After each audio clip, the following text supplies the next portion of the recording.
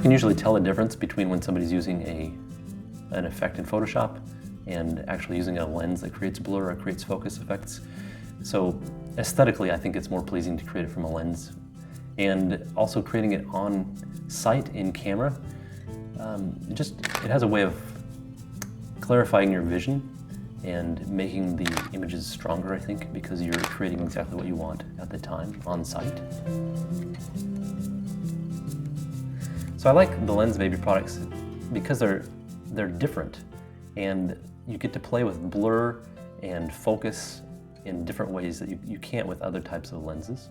I've enjoyed that a lot, and I enjoy the range of different optics that they provide because you can do so many different things with them and create different looks, have control over blur and focus in different ways.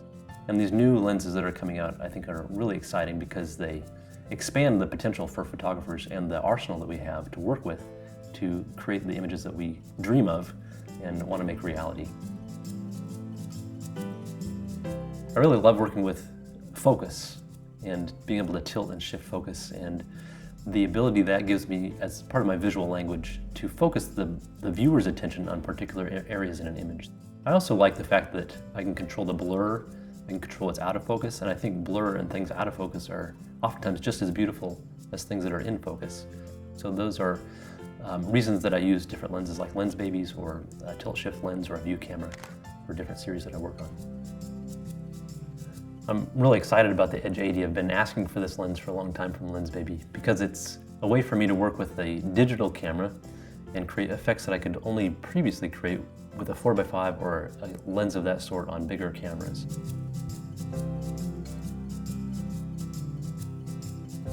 So we can create two different looks with the Edge 80. We can use it like a normal lens and just focus it parallel to the digital sensor, or we can tilt it and use that slice of focus within the image to create blur or create focus on particular areas in the image.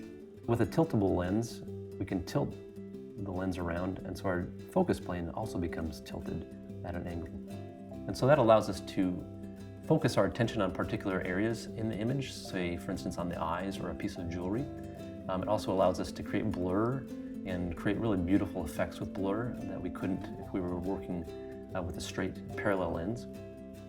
With the Edge 80, we have three controls for how we can control the focus. So first we can tilt the lens and shift that plane of focus at an angle.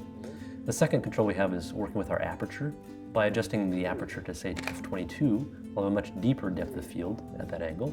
Or opening it wide to 2.8, we have a really shallow depth of field and really beautiful blur coming off the edges of that focus plane. And then we can focus the focus ring and move the plane of focus in and out, or forward and backward within the image as well. When you're working with a tilt and shift lens, you have to be real careful about how you meter things and how you expose your image. Because as you tilt the lens, the meter in the camera doesn't read the light properly anymore. So I'll frequently shoot, and then I'll check my histogram on my image in my LCD screen to be sure I have the proper exposure, and then I'll shoot some more and test it again. It's also really important that you bracket your exposure, and I also like to bracket my focus because sometimes it looks like something's in focus and you're just slightly out of focus. All right, chin around to your right a little bit. Good. Right, that reference perfect. Using selective focus is a lot of fun, and it gives us a lot more creative freedom in how we focus an image or blur out particular things or focus the viewer's attention on particular parts of the scene or the clothing or the jewelry or the accessories or the face. Perfect. Yeah, it's good. Beautiful. I like Lensbaby's products because they expand the possibilities for my imagery. So I have more tools to work with to create more interesting images and to create something a little different. I think the images speak for themselves. Okay, let me take a look.